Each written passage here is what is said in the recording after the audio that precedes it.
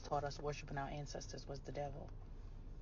They used the Bible, they manipulated. I've been waiting to have this conversation. Thank you, friend. So, y'all, you remember a few years ago when there was this call to remove all those racist statues from around this country, and white people were flipping out. They were losing their minds about it. They were saying, no, don't remove it. It's history. Put it in a museum or stuff like that. They weren't upset because we were removing history. They were upset because we were removing their altars. White people, as she said, have venerated their ancestors all across this country. If you look at the way that this country is set up, everything about it is basically an ode to their ancestors. Look at Mount Rushmore. That is the biggest altar I've ever seen in my life. They named schools after their racist enslaving ancestors. Robert E. Lee Elementary, they've erected statues of these people. Christopher Columbus has his own holiday.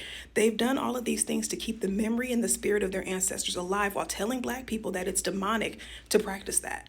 So while they're walking in their ancestral power, they're telling you that you better not because that's a demon. And you guys are believing it. Now, I get how the indoctrination kind of, had its effects back in the day, but we're at a point where we have so much information available to us now. There is no reason you all should still be that fearful, and you shouldn't be able to see what's actually happening. The same thing that these people told you is demonic is what they're doing and what they're actively using to prosper. And isn't that the very nature of these people? Has that not always been the trajectory with these folks? They do things and they tell you you shouldn't do it, but they only tell you you shouldn't do it because they know you're going to do better than them. They know our ancestors are stronger than them. And I'm going to say this because it's true. The fact that we are still here is a testament to our ancestors in itself. They've done everything they can to try to eradicate us off this fucking planet, and they can't do it. And matter of fact, they're the ones going extinct, not us. So think about that. If we were all to tap into the power that we have, based on our ancestors, we would overpower them. The only reason they overpower us is because they're actively doing it while you guys are finding reasons not to. You're sitting around talking about you're going to wait for God to do this and do that. You know how many people have said that and how many people have died waiting? You have to move. You can't just say that. And it's not a matter of worshiping your ancestors the way that you pray to God. It's not the same thing, like she said.